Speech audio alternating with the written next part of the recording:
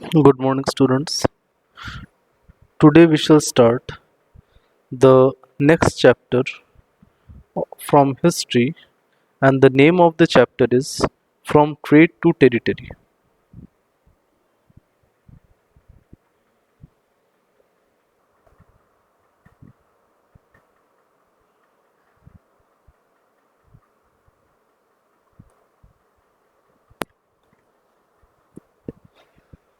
So, basically, this chapter is about how the British merchants came to India and gradually established their power over the Indian subcontinent. So, as usual, we shall first read out our main text and then the explanation will follow. Reading out the first paragraph, Aurangzeb was the last of the powerful Mughal rulers. He established control over a very large part of the territory that is now known as India. After his death in 1707, many Mughal governors, subedars, and big zamindars began asserting their authority and establishing regional kingdoms. As powerful regional kingdoms emerged in various parts of India, Delhi could no longer function as an effective center.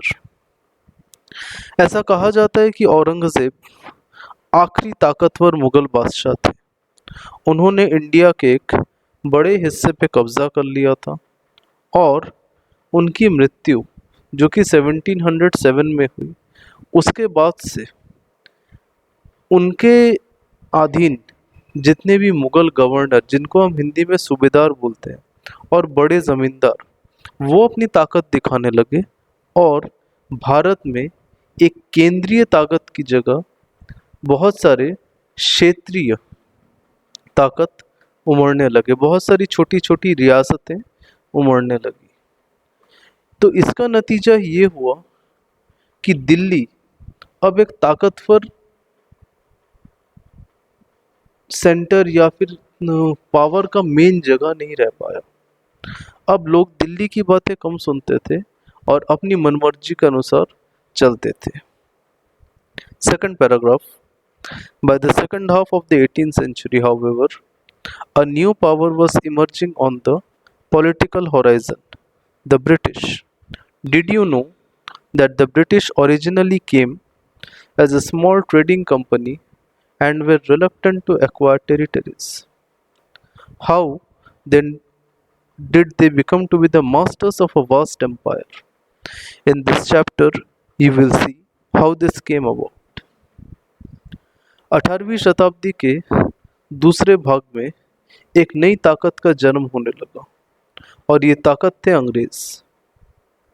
क्या आपको पता है कि अंग्रेज शुरुआती तौर पर एक छोटे से व्यावसायिक कंपनी के तौर पे भारत आए थे और वो इलाकों और हिस्सों को अपने अधीन करने में हिचकिचाते थे, पर कैसे वो इतने विशाल साम्राज्य के मालिक बन गए, ये आप इस चैप्टर में देखेंगे। अब एक फोटो देखते हैं यहाँ पे, फिगर 1 है ये आपके टेक्स्ट बुक का। Bahadur Shah Zafar and his sons being arrested by Captain Hodson. After Aurangzeb, there was no powerful Mughal ruler, but Mughal emperors continued to be symbolically important.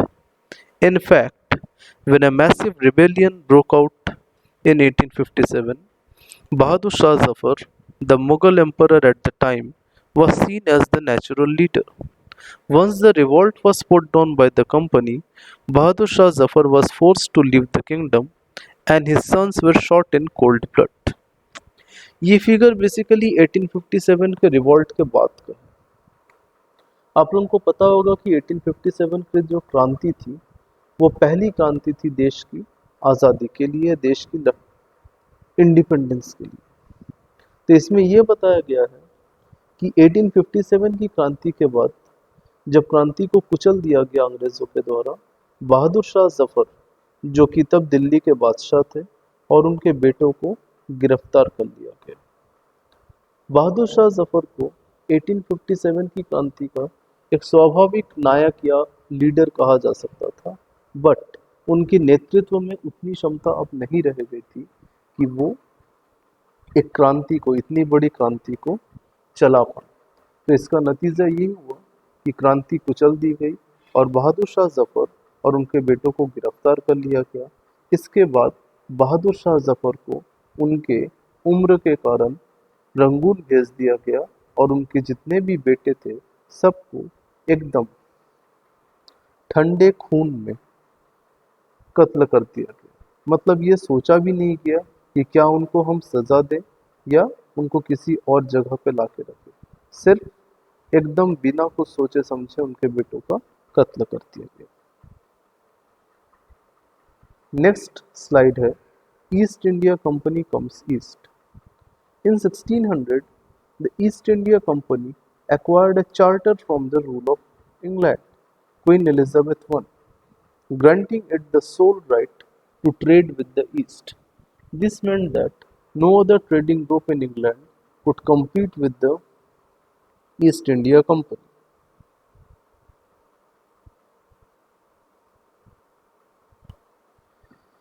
With this charter, the company could venture across the oceans, looking for new lands for which it could buy goods at a cheap price and carry them back to Europe to sell at higher prices. The company did not have to fear competition from other English trading companies. Mercantile trading companies in those days made profit by excluding competition so that they could buy cheap and sell dear.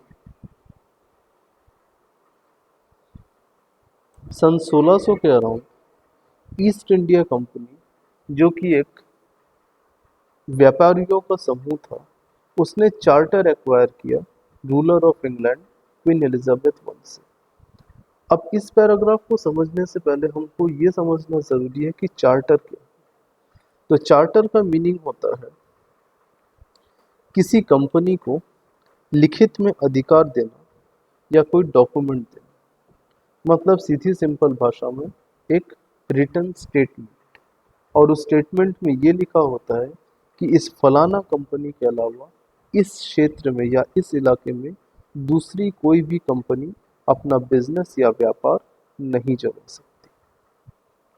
ठीक, तो ये तो हुआ charter का meaning. तो east India company को जब ये चार्टर मिल गया तब वो समुद्र पार करके भारत की तरफ आए और यहाँ से बहुत ही सस्ती कीमत में कच्चे सामान को खरीदकर वो यूरोप में जाके उनको ऊंची ऊंची कीमतों में बेचते और मुनाफा कमाते। कंपनी को दूसरे, मतलब खासकर ईस्ट इंडिया कंपनी को दूसरे किसी भी कंपनी से कोई डर नहीं था। क्यों? क्योंकि उनके पास चार्टर था। किसका चार्टर? उस समय जो इंग्लैंड की रूलर थी क्वीन एलिजाबेथ वन। तो पैराग्राफ के एंड में यही देखा जा रहा है कि मर्सेंटाइल ट्रेडिंग कंपनी जो थी इसी तरीके से मुनाफा कमाती थी, और मुनाफा कमाने का जरिया क्या था? सस्ते में सामान खरीदो और उनको वापस यूरोप इंग्लैंड में जाके ऊंची कीमतों में बेच दो। लास्ट स्लाइड है आप लोगों का, उससे पहले मर्सेंटाइल देखेंगे। मर्सेंटाइल मतलब एक ऐसी व्यापारिक संस्था जो कम कीमतों में सामान खरीदकर उनको ऊंची दामों में बेचती है। The Royal Charter, however, could not prevent other European powers from entering the eastern markets. पर ये जो शाही फरमान था, इसने दूसरे जो यूरोपियन ताकतें थी उनको रोक नहीं पाए ईस्टर्न, मतलब एशिया के बाजारों में घुसने से। By the time the first English ship sailed down the west coast of Africa, round the Cape of Good Hope and crossed the Indian Ocean, the Portuguese had already established their presence in the western coast of India and had their base in Goa. In fact, it was Vasco da Gama, a Portuguese explorer, who had discovered this sea route to India in 1498. By the early 17th century, the Dutch were already exploring the possibilities of trade in the Indian Ocean.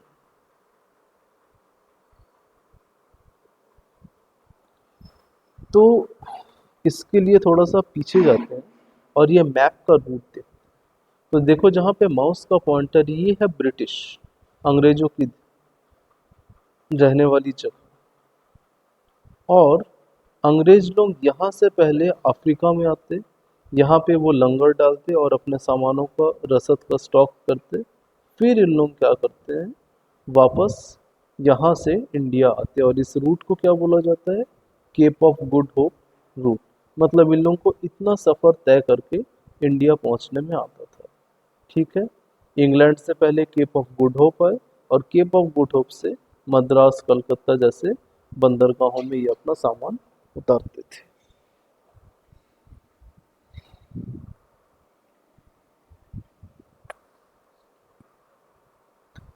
तो जब अंग्रेजों ने India में व्यवसाय चालू किया, उससे कुछ साल पहले ही ऑलरेडी पोर्टुगीज इंडिया में आ चुके थे और गोवा नाम के शहर में अपना व्यवसाय जमा चुके थे।